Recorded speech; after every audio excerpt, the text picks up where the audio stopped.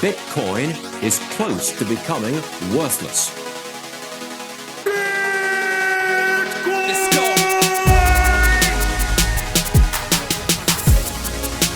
Now, what's the Bitcoin? Bitcoin's like rat poison. Yeah. Oh, The greatest scam in history.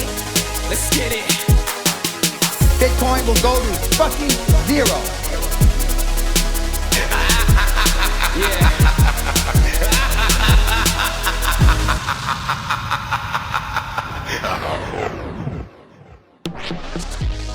Alright, you ungovernable misfits.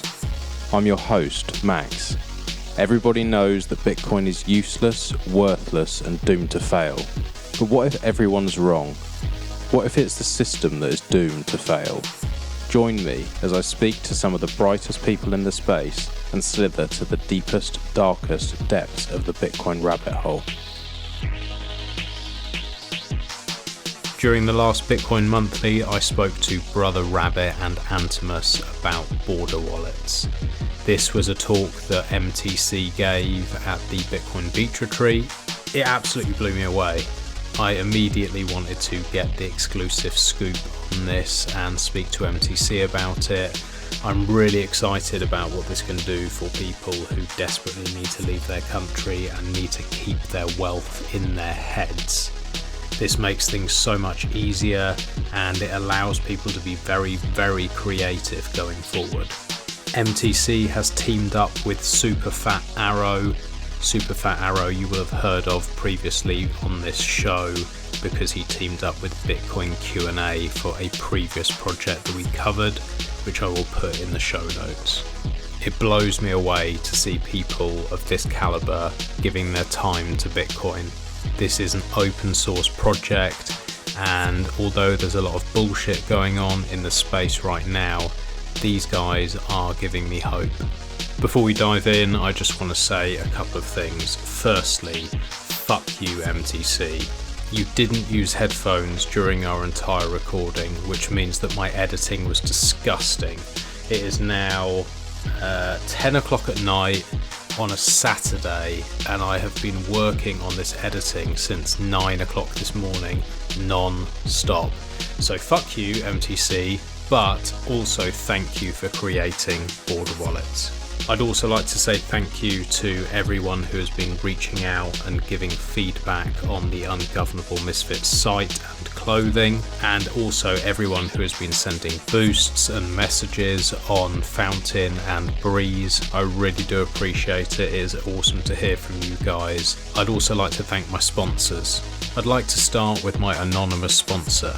This is absolutely incredible to me. I don't know who you are, where you're from, or why you've done this really, but it has made a massive difference to my life. It is incredible to see the support, and it really helps me build and improve this show.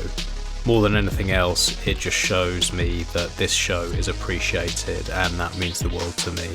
So thank you so much, and although you've said no, if you ever do want your 20-second slot, you are welcome to it. You have paid for it, so just send me in some text and I will be happy to read.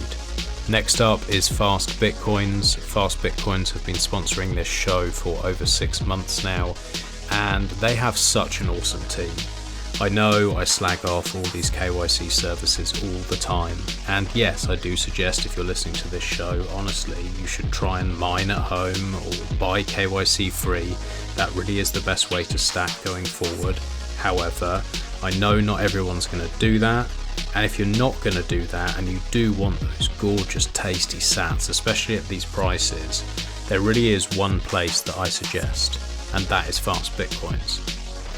I approached Fast Bitcoins because I know that their team are solid and they are proper Bitcoiners.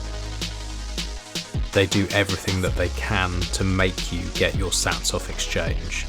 They do not want to custody your sats. They want you to hold your own keys, and they want to push this whole space forward. They are also always at the bleeding edge. They were the first exchange in the world to integrate Lightning, and I have a huge amount of respect for them.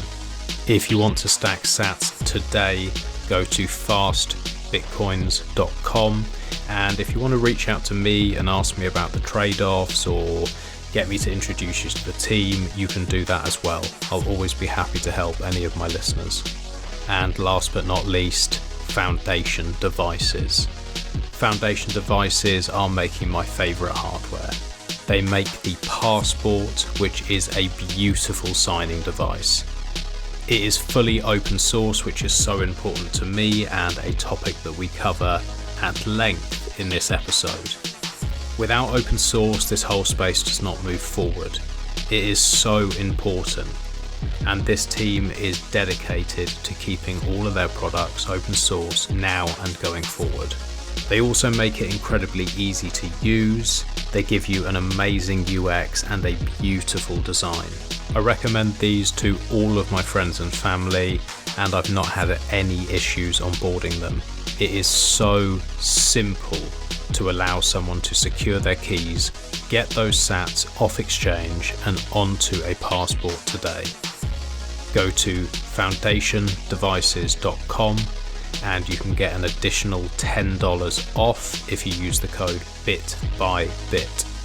Again, if anyone has any questions, you want to know the trade-offs, you want to hear my experience using this product, I would be very happy to share, and if there's anything that I can't answer, I will pass you on to the team. That's foundationdevices.com. Enjoy the show. Sweet. We're recording. We should be fine if we're recording locally. Do you know, it's good to see you've got all your audio technical problems sorted out, mate, finally. Do you know what? I jinxed it yesterday because I recorded with John and then I was like, fucking hell, that all worked nice and smooth. Everything's fine. I've got a new router, got a new internet provider, running 2 laptops, got all the different... So I've got everything. I've got all the gear and no fucking idea. There we go. Yeah, well, some things should never change, Max. And you having technical issues is one of them. Well, I'm now running this from my phone, tethering from my phone, because the new router obviously just doesn't want to work at all. So I think that was my problem there.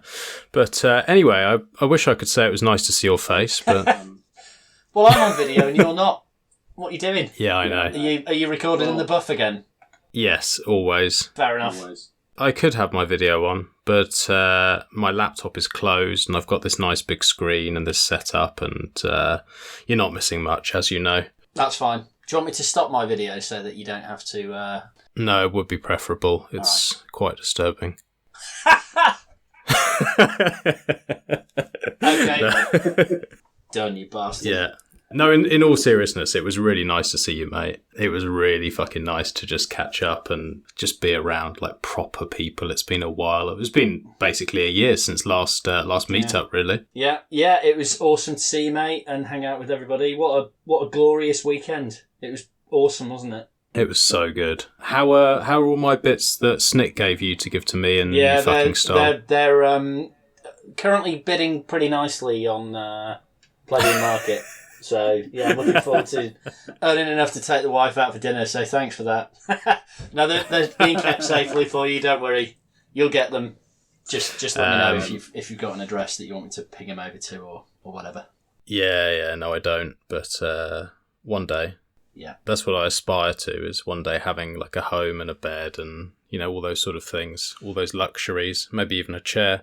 Keep dreaming, mate, you know, and it'll happen for you. We'll see. We're talking for a reason. Mm-hmm. You did an incredible talk. Thanks, brother. Incredibly long and dull.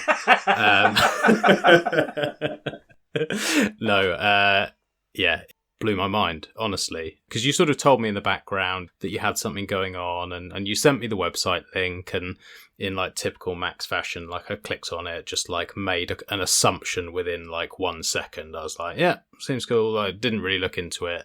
Then you did the talk, and this border wallets thing is something that is a real issue for millions of people, hundreds of millions of people. And it seems like you've come up with a very clever way of helping people move and store their wealth. And yeah, I just wanted to get into a little bit of, firstly, how you came up with this idea, and then maybe we can go into how you've managed to rope in Superfat Arrow, because it's pretty difficult thing to do technically, and you obviously need a dev like that, and he seems to be doing some incredible stuff in the space at the moment. He is a terrific asset. So yeah, love to talk about that. Cool. Okay, so winding back to how did I have the idea? I guess I'd been mulling on it for a few years. I am what I think Marty Bent would describe as a visual learner. Him and Matt mentioned this on their show this week, and he called out, this idea of border wallets being applicable for those kinds of people. And I guess it therefore stands to reason that I'm the type of person that the idea is suited to, and why I would have come up with it, or someone like me would have come up with it. I suppose I'd been thinking for a while about how it might be possible to hide stuff in plain sight. And I kind of want to caveat that straight away by saying that what we've come up with as a solution for border wallets, and we can explore what this idea is, but what we've come up with is built on a tool called the EGG, the Entropy Grid Generator, that creates what we've classified as entropy grids. And I suppose when I talk about the fact that I was thinking about how I potentially hide my words in plain sight, the entropy grid was the solution to that. But we can explore why it's not a good idea to put it in plain sight and disclose your entropy grid to people. But I've been thinking about, whether or not, as you kind of become familiar with how Bitcoin seed words are used to build seed phrases, and that you have the ability to generate these things yourself. I mean, for a while, as a Bitcoin user for the first couple of years, I had been using I think it was a Trezor, was my first one, and Trezor had generated a seed phrase for me, and to me it just looked like, I can't remember whether it was 11 words or 24 words, 12 words or 24 words, but it's just this series of non-contiguous words that don't have any relational bearing to one another. And therefore, if you want to be able to memorize them, then you have to apply yourself to memorizing these words and making sure you write them down in the right order, making sure you store them correctly. And when I came up with the idea of the entropy grid, which was way before I'd got in touch with Superfat Arrow, and he'd created the basis for us to generate these things really easily and with extremely high degrees of entropy, I was thinking about how I could create them myself. It wasn't ever really something that I had thought I would end up solving and releasing a product for back then. It was just, how could I have something that I could put maybe on my fridge that had a load of jumbled up seed words on it, but actually I knew that what pattern could potentially unlock a viable seed phrase. And it was only, I suppose, when I learned that you could put these seed phrases together yourself that the idea started to stick a little bit. And then it really kind of made me think that it might be a problem worth solving when, as a chap on Twitter, Igor Petrov, had blasted out on in fact, I responded to it on a nuked account, and his account's nuked as well, so there's no evidence this exchange happened now, unfortunately. But he lives out in the US, and he wanted to travel to another far-flung part of the world. And he expressed the problem that he had, which was he didn't want to carry a hardware wallet with him, and he didn't want to carry his backup seed phrase with him in physical format, and didn't want to, expose that to, cloud storage or USB or anything. So how could he do it? And I just, on my phone, kind of back of the fag packet type diagram, laid out the concept for him of what I was thinking an entropy grid could do, and how if you were able to jumble up all 2048 Bitcoin seed words sufficiently, randomly enough, you could then create just a pretty simple pattern if you wanted to, amongst that seemingly jumbled mess of seed words, to create a viable seed phrase that could be used to carry a wealth. And therefore, if you were able to securely store that entropy grid, that list of jumbled up seed words, from one place to another, if it's discovered by, let's say, a border agent, or somebody, you know, the quintessential evil maid attack, then you have an extra layer of defense before your seed words are essentially exposed. So you can kind of think of it as a significant upward difficulty adjustment for an evil maid, but a significant downward difficulty adjustment for you to memorize. And after I had explained this to Igor, he seemed to be quite excited about this idea. But then COVID struck, and you and I spent a lot of time chatting over that period. We both know kind of how things sort of played out, and, you know, life kind of gets in the way. And I didn't, well, to be frank, I didn't know how I could get potentially this solution built. I'm not a coder, and I didn't know what kind of coder I would have to find to put together some kind of tool that could allow me to generate entropy grids easily and securely and repeatedly, you know, on the basis that it could be something I could release and other people could use. But then our mutual friend Bitcoin Q&A announced the launch of the Seed tool, and props to him and Super Arrow for that. They've put together a really cool tool that you can use to just explore all sorts of different aspects associated with building seed phrases, checking addresses, etc. Just a brilliant tool with lots of very cool features and functionality built into it. Again, another FOSS project. Anyone listening who hasn't checked it out, I've done a whole show on this, and it is just like a mind-bendingly useful tool. Yeah. It's the first time I'd heard of Super Fat Arrow. Again, like most things, Q&A said to me, "Oh, I've done this cool thing," and I was like, "Yeah, I'll check it out, whatever." I didn't really look at it properly, and once we'd finished the show and he's explained quite how powerful this thing is, I was like, holy fuck, this is like a proper game changer. And I think that is the first time that many people had heard from Super Fat Arrow. So yeah, well, I'm glad that that has happened, and then that's led to this. Yeah, well, as soon as I saw it and started playing with the tool, I thought whoever has built this will be able to build what I've got in mind for this Border Wallets idea. So I reached out to Bitcoin Q&A and I said, look, this is the idea. He seemed pretty excited about it.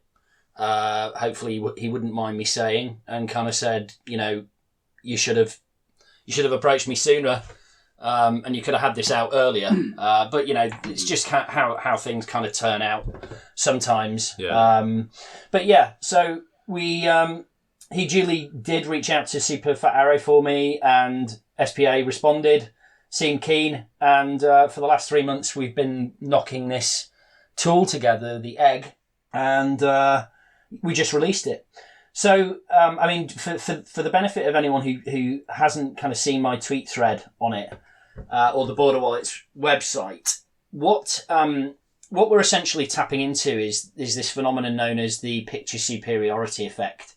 And the bottom line is humans have got the ability to recognise patterns and shapes far more easily than they're able to remember words. Sorry, not recognise. So have the ability to remember patterns and shapes far more easily than they're able to remember words. So I put a little test in my thread as well, but like anyone who's trying to kind of, you know, test out an idea, I went to see whether or not this thinking that I had that it would be easier to remember patterns than words. And I found some evidence of it in this picture superiority effect, and I've linked on our website to some studies that have shown that we are much more able to remember patterns or shapes than we are words. And one of the studies looked at the fact that, you know, if you showed a group of people a bunch of random words, including the word circle, after 72 hours or more, 10% of them would be able to recall that they had seen the word circle. Whereas if you showed them a group of shapes, including a circle, 65% of them would be able to recall that they'd seen a circle more than 72 hours later. So, you know, anecdotally, this bears out as well because, you know, we tend to remember faces far more easily than names, which makes sense given that our eyesight and facial recognition capabilities predated our use of language. So if you want to test that out on yourself, have a look on our website at borderwallets.com, and you'll see a little test and see whether or not that applies for you. So so that was kind of how the idea was born, and finding Superfat Arrow was just, I struck gold there really. To say I was kind of blown away by his abilities would be a massive understatement, and example being, by the end of the first weekend, so I think we got in touch like on the Friday, and by the Sunday afternoon he'd created a version 0.1 prototype of the entropy grid generator. And wow. Yes, which was awesome. And then over the next few months, he not only helped to flesh out more features and capabilities in the tool, but massively helped with my understanding of things as well. So I know he'll be listening to this. I just want to take the opportunity to say thank you, mate. I feel really, really fucking lucky that our paths ended up crossing, and big thanks to Bitcoin Q&A for putting us in touch. I feel like this was just a made to be, actually, and it's been so cool working with him. He's a really generous guy with his knowledge and his time, and his talent is just extraordinary. So if anybody's looking for a developer who I'm sure is absolute best in class for this kind of thing, then reach out to him. I wouldn't hesitate to recommend him. He's been so good to work with. So so 3 months later, we've released a tool which is now available free of charge on borderwallets.com. It's free open source software. You download it onto your machine. You can download it onto a laptop, desktop. You can download it and use it on Tails. You can use it on Linux, Mac, Windows. You could use it on an Android phone if you wanted to. We've got an iPhone kind of what's called a progressive web app version coming out soon as well. But you'll want to use it in an air-gapped environment, air-gapped offline setting. It runs in the browser, but it runs offline. So, you don't need to be connected to the internet, and we don't recommend you connect it to the internet while you're using it, or indeed necessarily at any point afterwards either. It just doesn't need to connect to the web after you've downloaded it, even though it uses the browser. And using some really clever shit that SPA built in, a tool from Gibson Research and another called the what's it called? The Yates something shuffle algorithm. I'll figure it out in a minute. But we are able to create on the fly the Fisher Yates shuffle algorithm. Yeah, we're able to create almost instantaneously entropy grids, which is a effectively 2-page PDF that gets produced. That is 128 rows deep and 16 columns wide. So all 2048 BIP39 compliant seed words, in fact it's the first 4 letters of them, or 3 letters if it's a 3-letter word, because some of them are, get spat out onto a 2-page PDF in a completely randomized and massively entropically secured way. And that then does the heavy lifting of finding the entropy for you, the randomness for you. Humans, despite the fact that we like to think that we are unpredictable in many ways, are just tragically not able to create randomness really at all. And so instead of placing the burden on the user to try to create entropy in the seed phrase and putting the words together themselves, we create the entropy in generating the grid. And there's 2 types of grid that we produce. I'll talk about those in a second. And then the user applies whatever complexity of pattern they deem appropriate, something they can remember. I provided an example in a demo video that I've put together on our homepage. But maybe something, that's meaningful to you, maybe that you might think is not too easy for somebody to guess if they were to find your entropy grid, for example. The Evil Maid attack, you wouldn't want to, for example, start at cell A1 and go down 11 cells or 23 cells to get the first 11 or 23 words of your seed phrase. And then, of course, the last word is your checksum, which needs to be calculated. And again, that's something we provide within the tool. But the entropy grid provides massive entropy. In the case of deterministic grids, we have 128 bits of entropy, which is, I think, at the Bitcoin standard. So effectively like flipping a coin 128 times. And with the non-deterministic or maximum entropy grids, we have 19,580 bits of entropy, which is just astonishingly high. My preference is using the deterministic grids because they provide at the bottom a 12-word recovery phrase that you can use to regenerate the grid at a later date if you want to, which may sound a little bit counterintuitive because we're providing you with a means to carry your Bitcoin across borders more safely using a pattern that's in your head and an entropy grid that's, either stored securely digitally or maybe printed physically, but, for me it would be maybe secure digital storage with an encrypted file sitting on something like Bitwarden or another secure online storage service. The option with determinism is that you can use this 12-word recovery phrase to recreate the grid if you don't want to have to carry a digital file. And because we are... and you can... Yeah. Sorry, mate. Go ahead, yeah. No, I'm rambling on anyway, so you... Yeah, just before we get too deep into the weeds, so a few things. The fact that you can back it up and you can recreate it. Yeah. Although, like you're saying, it sounds counterintuitive, actually... That's really fucking good because just as like belt and braces, you can then have that stamped into steel or printed out or wherever you want. And that could go to a location just if shit really hits the fan, you have that backed up. Yeah. So I think that's important. And then what's nice as well is you can then have your pattern for that grid backed up either in a separate location or in some clever way or encrypted, however it is you want to do it, physically or digitally, and you can separate these out. So as long as that's done correctly, then that's very secure, and you know that even if you forget or you lose your copy, then you're still fine. You can always get that back, which I think, especially if you're traveling with all your wealth, which some people have to do, then that's really important. So that's a nice feature. And then to take another step back is really why this is useful for people, because I think some people, especially if they're not in this space or they're like new listening to the show, they might be thinking, well, this sounds a bit of a fucking faff, doesn't it? Why would I bother doing that when I can just, use my signing device, I just use my passport or whatever it is that I'm using, Seed Signer. That just sounds a lot easier. And yeah, potentially it is.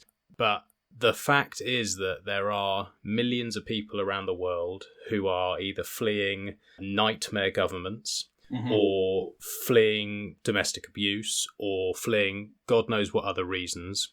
Yeah. We've just had 2 years or more of seeing exactly how bad some of these governments can be. Yeah. Our conversations over the last few years, I know personally myself, I was thinking, I think I might have to leave this country, which is like a crazy thing to say. The UK, relatively speaking, it's very, very safe here. But, you can see how bad things can get. You can see that at the drop of a hat, you can suddenly become a criminal. You can suddenly become hunted. You can suddenly become an outlaw. And what do you do in that situation? And, it's something that I've thought about for a long time where I'm thinking, how would I do it? Because I'm comfortable with my setup as long as I don't have to leave. If I've suddenly got to leave in a panic, I'd be fucked. That's why this is so important. Having it reviewed and used by more people over the coming months, having people come up with techniques and maybe having a sort of bit of a guideline of how would you do this? And then maybe to practice it. Okay, it's probably not a good idea to put every single sat straight into this day one. Yeah. But you could say, let's do a trial run. UK government suddenly mandates something fucking mental. You're no longer in control of your body. And anyone who stands up and tries to fight for freedom is either going to be put in jail or God knows what else. What do you do? And people can practice and get good at this so that you have that comfort that in the back of your head you can say, there is a fucking amazing tool here that is available, and I can flee if I need to, and so can everyone else in the world. And I don't think we can overstate quite how powerful and important that is. Well, I've got to say I agree, but the market will help us figure that out, and I welcome all kinds of feedback on this, and hopefully we can make it as good as it possibly can be. You talk about how much of a faff this might be compared to other more established solutions, and I'd say this has got use cases for those that need it, and if people who live in very politically secure countries and who have very secure personal home situations, then they probably don't need to worry about memorizing their seed phrase or anything like that, and therefore until they do. Well, that's the thing, as you say, things can change quickly. And this, because, we're building this on Bitcoin, right? We're building it around bit39 with the seed words. We're using all of the seed words that are available within bit39. And, hopefully faithfully, recreating it in an entropically secured way. And hopefully as more eyeballs come onto this, that will be proven out. And as the code gets reviewed, it's there to be inspected and commented on.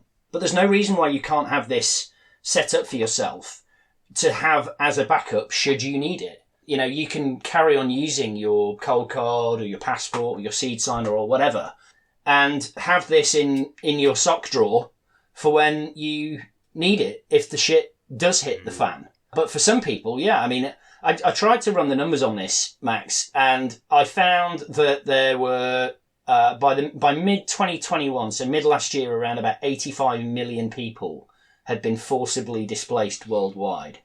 Now, clearly, a small proportion of those people would be Bitcoiners, but possibly a very tiny number of those people. But displacement happens.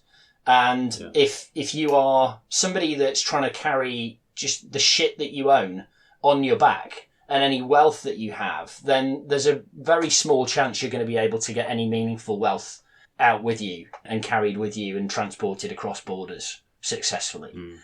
But if you use a border wallet, then your chances of being able to carry your wealth in its entirety in your head and on an encrypted entropy grid that's stored on a secure server somewhere are massively high. In fact, just even carrying a 12-word recovery phrase to your entropy grid that looks like a Bitcoin seed phrase, and it could actually work like a Bitcoin seed phrase if you want it to. It's actually a valid wallet. You could put a little bit of dummy money in there, right? Yes. So, and potentially you could give a copy of this to each member of your family or people that you leave behind, and a copy of the pattern in each family member's head as well. Uncle Jimmy, Cousin Stevie, whoever.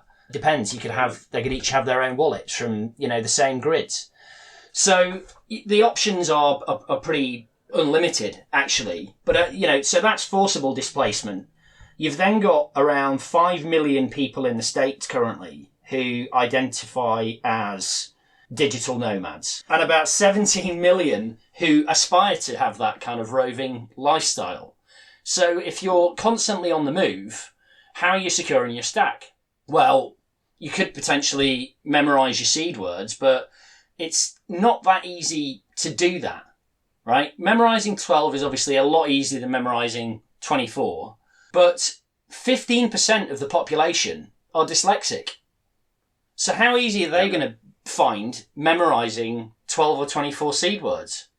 I would posit not particularly easy. Whereas if you're trying to memorize a shape or a pattern or a series of cell coordinates that you define through whatever meaningful numbers or letters there are to you, there's probably a much higher chance of somebody who is dyslexic or doesn't have much time on their hands to be able to memorize things, or doesn't have the discipline, or who, succumbs to this picture superiority effect and the memory of words atrophies quite significantly after, a long period of time compared to patterns and shapes. Then you might want to think about using this instead, or as well as whatever other options you think may be preferable to you. Again, this is an option for people to be able to use as well as what they already use. It doesn't necessarily mean it has to be an instead of, by any means. But for people who are in the kind of circumstances like we define with potentially being forcibly displaced or needing to get out of Dodge quickly, or who live in shared accommodation, or who are digital nomads, then I'd say this provides a potentially a good primary solution for them to be able to secure their stack in their head more easily. Definitely. Unfortunately for the population, there's going to be, I think, more and more people in that situation. Yeah. You know, whether, like you said, they're looking actively to become a digital nomad, that's very attractive to a lot of people, and you can see that's a definite trend. But also, if we look at the trajectory we've been on, we've had a little sneak peek over the last few years. So I think more and more people are going to be in this situation where they need it. Having a random pattern in a random sketchbook or a random place that, you know, can be completely mean nothing to anybody, but it means something to you, and you can have multiple copies, and because that's separated from the grid, people can see it, people can look at it. It could be in a painting, they could look at it all day and they wouldn't mean anything to them. So it is unlimited what you can do with this, and I think we're going to see more and more creative ways as time goes on. Yeah, I think it's really exciting, and you know, being one of those dyslexic fucks myself, as soon as you started saying about this, I was like, you know, because before I was thinking there's no way I'd even try to memorize 12 or 24 words. There's no point. But with this, I'm like, well, I can see patterns. Yeah, I can close my eyes. I can see patterns. I can picture things very well. So this, for me, like, just makes so much more sense. Yeah. Can we talk a little bit about what the experience has been like with Superfat Arrow? Because a real thread, I guess, of this show is like really trying to lean into and push open source software and these kind of collaborations. So when I see one with a friend where something's actually happening in front of my eyes, and it's a very, very exciting process to see this unfolding and hear about it. What always amazes me is people are so creative and willing to give their time to do something like this, and what's in it for you guys? Do you know what I mean? Like, obviously you're creating something that's really cool and you're helping loads of people, and that's awesome, but is there any way of like monetizing it for you guys? Is there anything in the works in that respect, or some sort of way that people can fund this or help you continue it? Like, what are you thinking of for the future?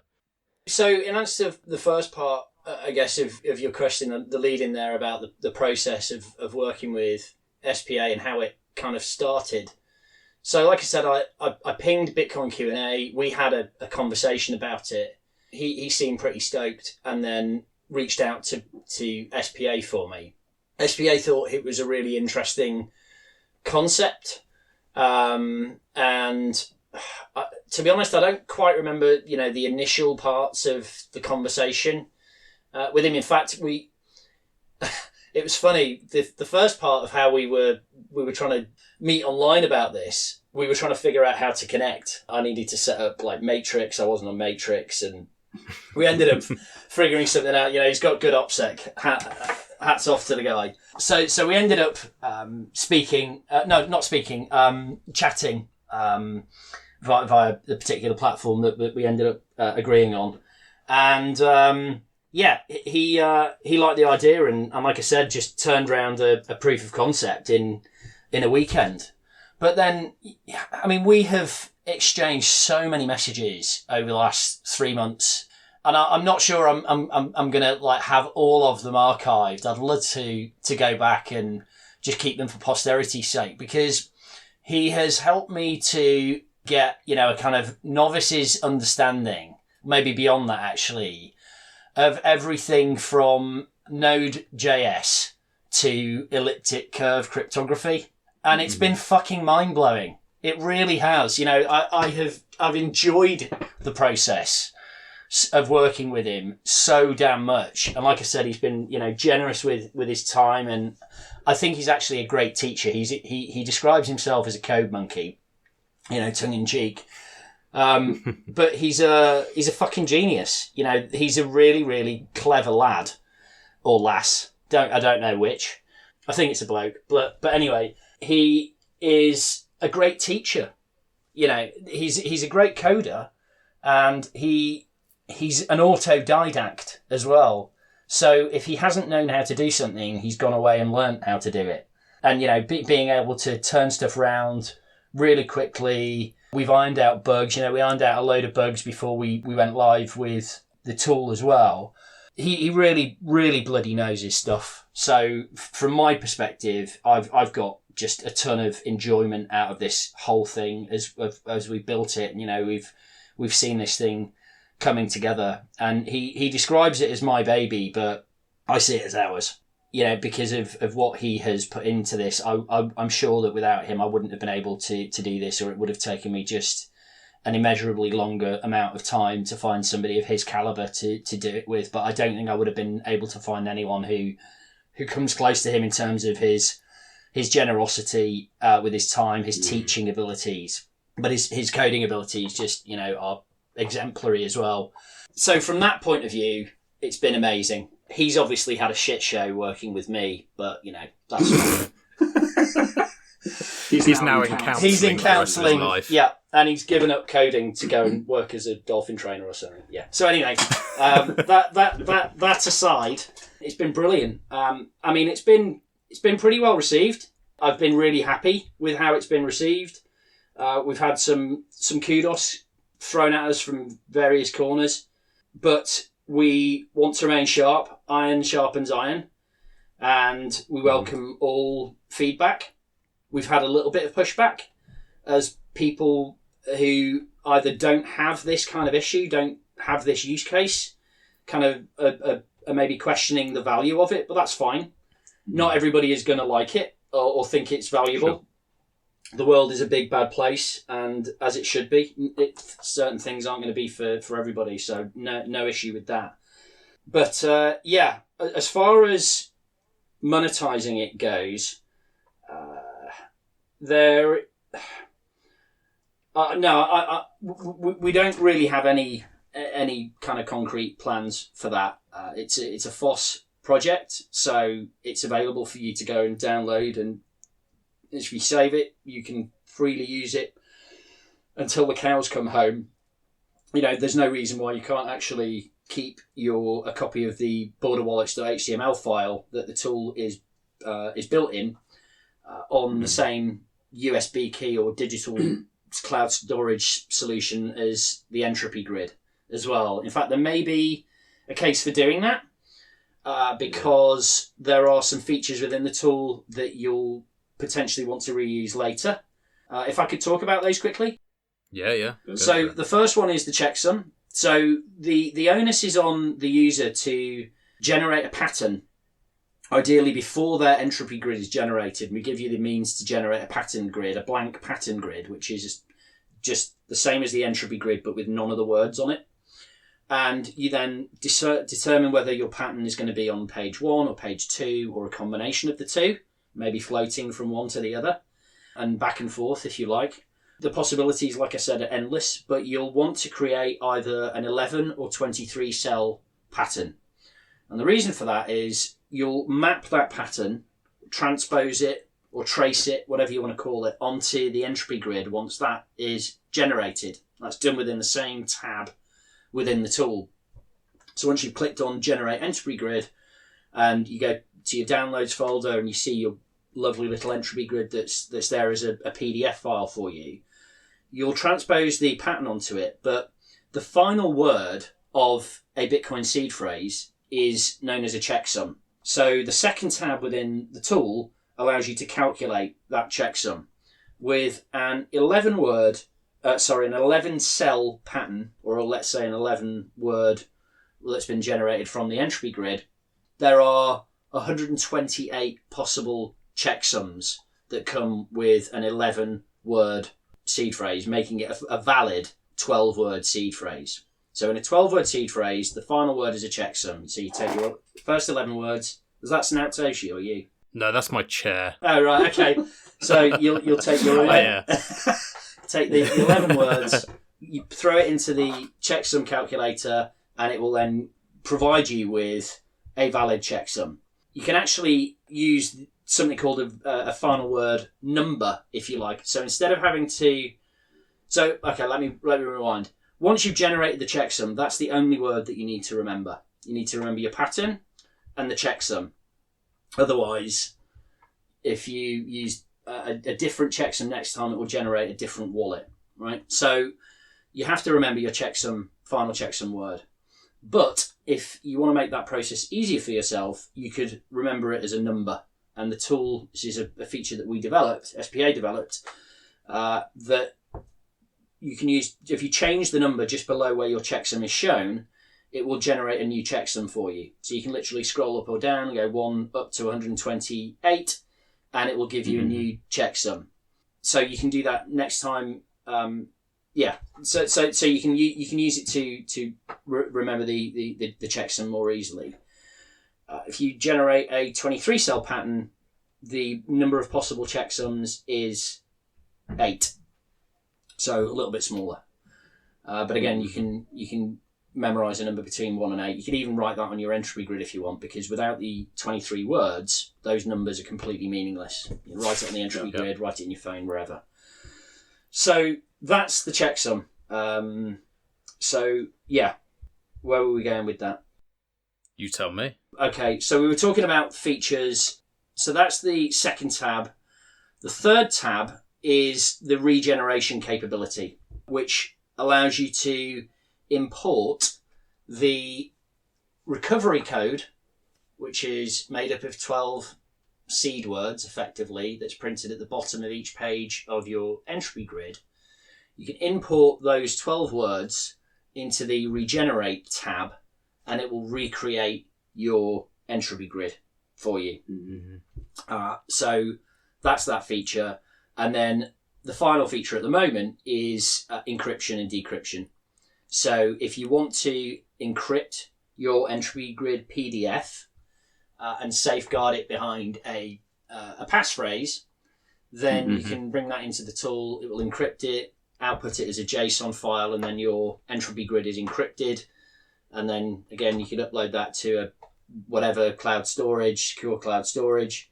Again, it provides an additional level of security for you when you're traveling over the border, and then decrypt it using the same passphrase later on.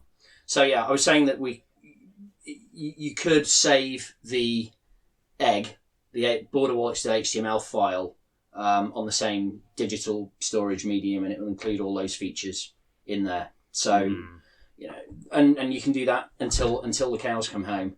I might put together a book later on down the line for like the ultimate guide to using these things as we maybe add more features or get more feedback from people. But at the moment, we're just wanting to see how this gets tested out and how it gets adopted, and if people like it and want to use it. But for now, yeah, we're just seeing how things go, responding to any feedback, criticism, praise, etc., and seeing where we might go next with it. Have you guys got a donation address or like a paynim or anything like that yet? SPA's got a Samurai paynim. I don't. If you have anything that you can send me over, I'll put it all in the show notes, and anyone listening to this who likes the idea or thinks this is going to be useful, I'd urge them to do it, because someone like Superfat Arrow putting his time into this is obviously an exceptional dev. These kind of guys can go and earn a lot of money doing other stuff for fiat, and they don't. They choose to do this. Yeah. It's important to support. It's important to give back to these guys and push these ideas forward. Yeah. If there's any companies out there that like this idea and maybe want to syndicate it or use it in their own tools, hopefully it gets adoption in that way as well, and kind of gets to spread via other means, not just through organic word of mouth. We'd love to see this being adopted and used in other tools, and by other makers and mavericks out there. But if any companies think like the idea and want to sponsor it, then we'd love to hear from them as well. But just for regular plebs, if you like the idea, then please tell people about it. We wanted to make this to help people, both SPA and I. are both keen to see this help people, and we'll think that it's been worth it if we're just able to help some humble plebs keep hold of their sats, particularly those that fit into this kind of category of users who struggle to either maintain their property rights in this crazy world that we live in at the moment. So spread the word. That would be appreciated as well, if nothing else. Definitely. And so we had some questions on Twitter. I put out a tweet because I thought people will come up with much smarter questions than I will. Some of them actually were less smart than what I've come up with. So we had from Antimus, with the endless options available, what are the best practices when setting up a more complicated scheme, and are there any guidelines or example setups planned? Great question. All right, my first part of my answer is we've got a best practices section in the resources tab on our website, so go and have a look at that. In fact, the website has got stacks of information on it.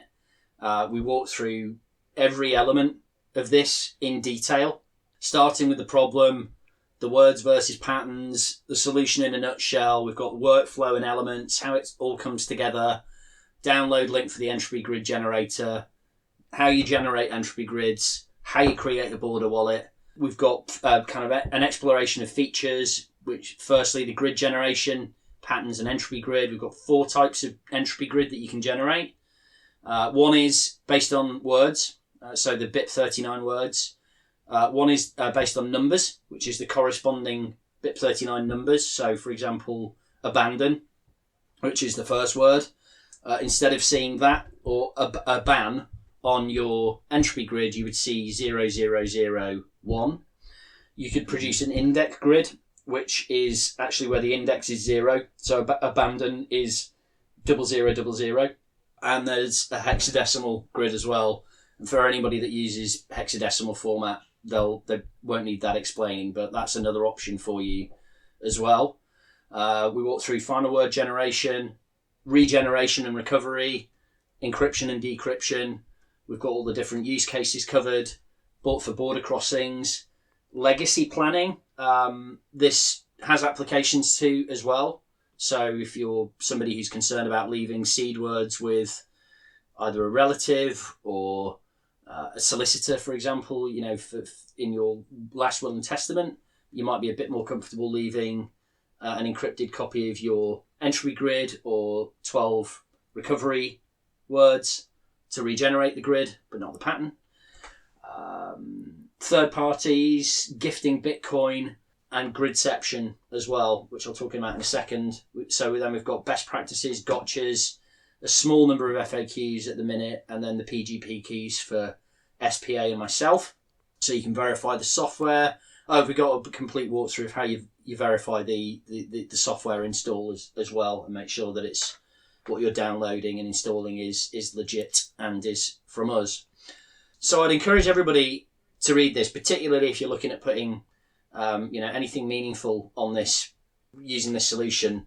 Go through it with a fine-tooth comb and become familiar with it, and see how you can use it as well. Because, like I say, there are multiple applications for this across multiple different types of users who might want to use it. So thanks for the question, Antimus. The second part then is how... Can you remind me, Max, what the second part of it was? The more complicated setups. Or more complicated scheme, are there any guidelines or example setups planned? Okay. One way that I think you could start getting a bit clever with this, if you're thinking about, you don't want to make it too complicated that you forget it, right? The idea here is that the entropy grid generator does the heavy lifting on generating entropy. You just have to do a good job of securely storing that entropy grid and choosing a pattern that's easy enough for you to remember, but difficult enough for an evil maid to guess if it potentially gets compromised. But I would say that you will want to have the kind of mindset of treating the entropy grid with the same degree of security that you would do plain text seed words, right? So don't start thinking that you can go and plaster the entropy grid on a t-shirt or blasting it out on Twitter, because if you do that, you're attacking your grid for a nefarious actor far easier than if they don't have the grid, right? There's a reason why Bitcoin uses a massively high amount of entropy, and humans are shit at generating entropy. It's why password 123 is the most common fucking password, and 1066 is the most common PIN in the UK, right? We are, and I'll credit SPA again for helping me to understand this. We are terrible at generating randomness, right? So think before you disclose your entropy grid to anybody. But if you're wanting to leave, let's say, a copy, if you are the kind of person that might want to leave a copy of your seed words with family, then you might want to leave a copy of an entropy grid with them instead, in order to just create a higher level of difficulty for attacking the grid if it's found. And it may be that you trust your family members implicitly, but from my perspective, I know that there isn't a single person in my family that treats Bitcoin or would treat my seed words with the same degree of security that I would. Therefore, it's not that I don't trust them, it's that I wouldn't trust their process for securing my seed words. But if I'm in a pickle, I would be more comfortable trusting them with a copy of an entropy grid. Or, and this is where you can start to get clever, because we have this regeneration capability, this deterministic grid generation feature that can be used to regenerate the grid later, you can use any 12 words to create a grid. So if you think, I don't actually want to leave a copy of my grid with a solicitor either, because they might try and attack it, and brute forcing a pattern might be a bit easier than, certainly than brute forcing 12 random words, because we're much more likely to create a memorable pattern or a cohesive pattern. But what about if you left a 12-word recovery phrase that was generated via another grid? And actually, if your solicitor imported that recovery phrase into the tool, it could present a grid to them. But what they don't know is that you have created a pattern on this grid that actually leads to another grid. They don't know where, and that might be multiple grids deep. So SPA called Is this what you called? Oh yeah, go on. He named it Gridception. So it's like this Christopher Nolan film, where you've got dreams within a dream, and you don't know whether you're still dreaming or not. Then here, an attacker would not know which grid they're attacking, and whether or not they're going to generate. I mean, there's lots of seed phrases that they could potentially generate here. Hashing out either 11 or 23 cell patterns, and then hashing out each of the checksums for it. But suddenly, it's just inordinately, exponentially more difficult to attack that if you've gone, well, fuck you, I'm actually going to use a grid within a grid here. So there's no reason why you can't do that as well. So if Antimus, if you're thinking about how you potentially get smart with this and add a little bit of complexity, which fine, just be careful. The balance of how you do this is going to be up to you and your own use case.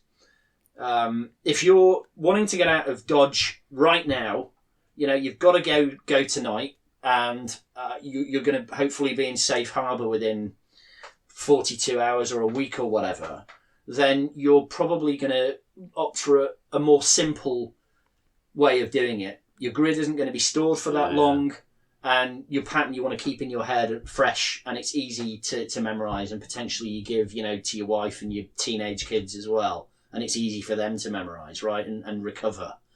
But if you're thinking, well, actually, I want to store this grid much longer term and have it for that kind of rainy day, or I want to store it with a lawyer, it doesn't even need to be a pattern in that case, because you can just tell your kids, for example, let's say you don't want to leave your kids with the keys to the kingdom before you die, but you want to give them the keys to the kingdom when you do. You could give them those keys right now, but not tell them what the door is. The door is the entropy grid that you leave with a solicitor. But actually, you could just tell them, right, the first seed word is D14. The second seed word is P27, and there could be seemingly no cohesion between them at all. But without the grid, they don't know what the seed words are. And likewise, the lawyer without the pattern or the coordinates doesn't know what the seed words are either. So how complicated you make it is going to be up to you. Okay. Thank you, Antimus. Slightly more technical question now.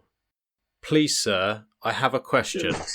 How many open dimes can he fit in his prison wallet? Thank you. That's from Ben Dunn. I assume he's asking...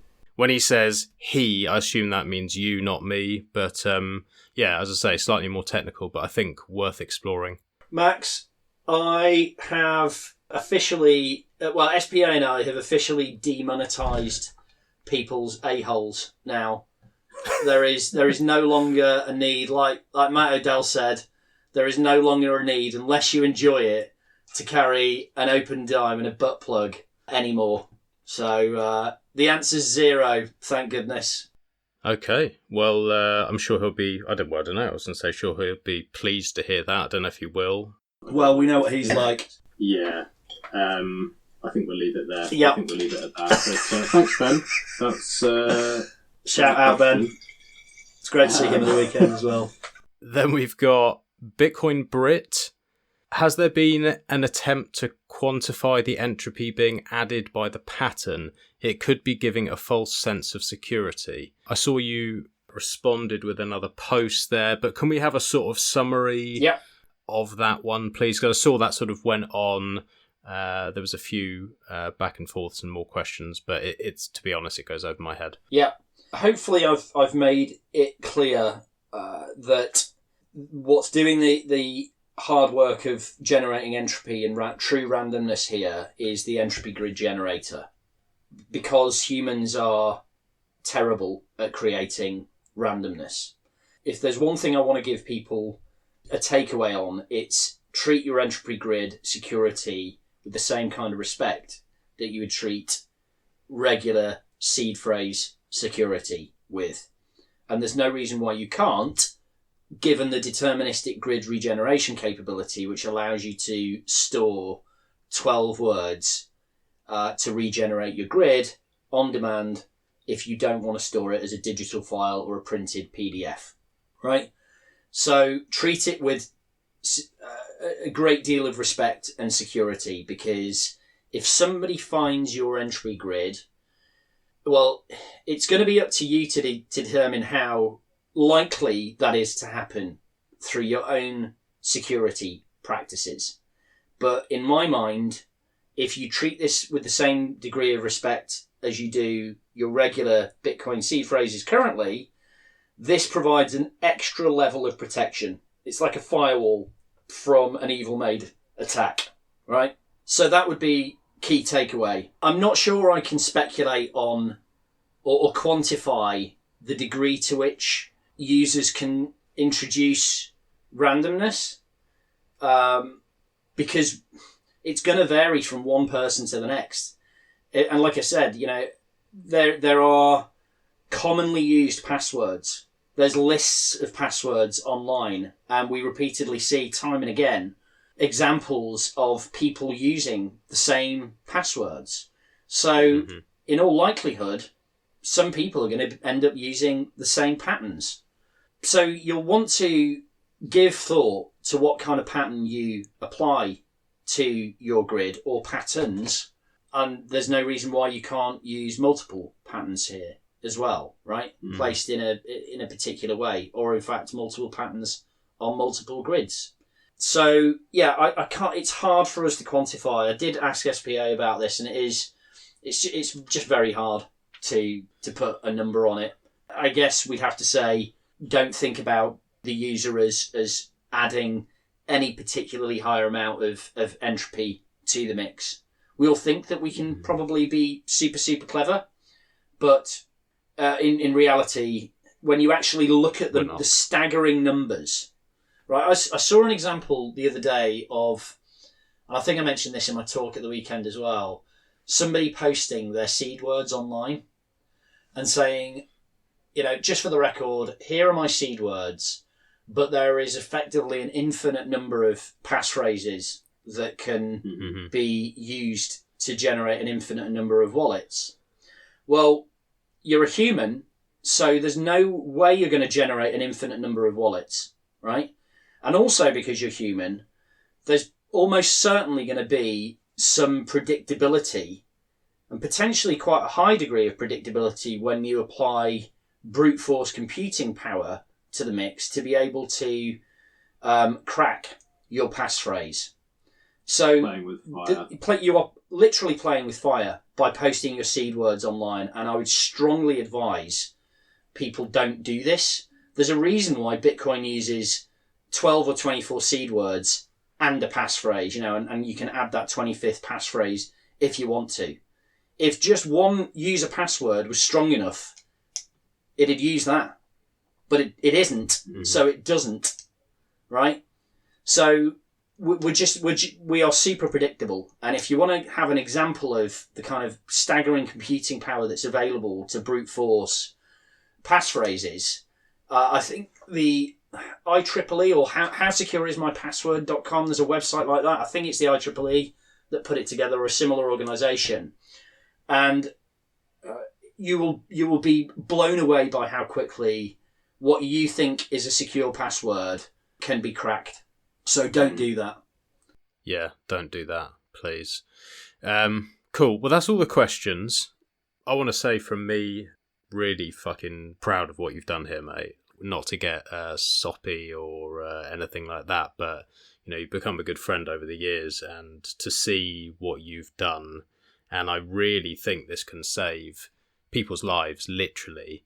Congratulations. And to Superfat Arrow, whoever you are, wherever you are, thank you for allowing MTC, my fuckwit of a friend, to come up with this idea and actually implement it and make it possible. I really mean that. I think that you guys are going to save lives and make some real changes here. So it's amazing to see. Thanks, brother. Is there anything that we didn't cover? We got sort of a little bit into the weeds, fairly technical, but I think, or I hope, that everyone will follow along and understand how it works and why it's here. But is there anything that we missed that's sort of like really important?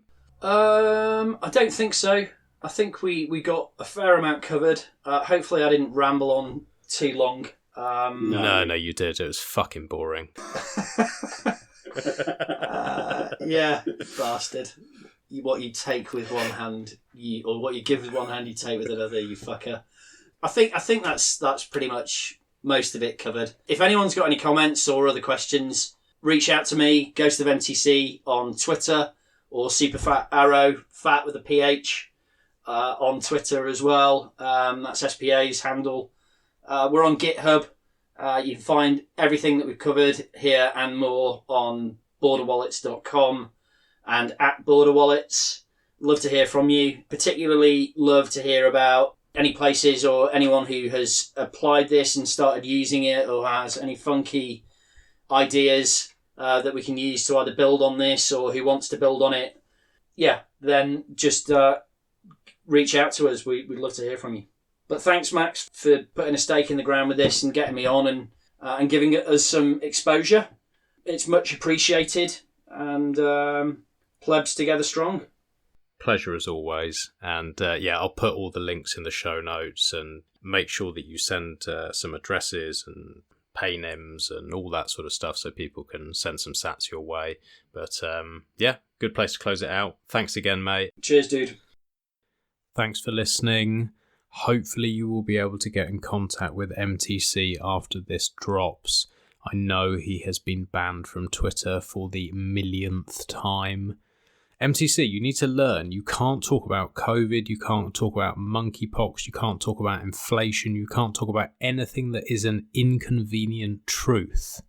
However, although Twitter don't want us to believe it, 2 + 2 still equals 4. And this project that MTC and Superfat Arrow has put out is fucking incredible. On top of that, Bitcoiners are going to win. This is all worth the time, and thank you so much to everyone who is involved in this movement. Thank you also to everyone who has reached out to me everyone who's been sending feedback on Ungovernable Misfits. If you haven't yet checked it out, go to ungovernablemisfits.com and I'd love to hear your feedback. Thanks again for listening, and I'll catch you on the next one.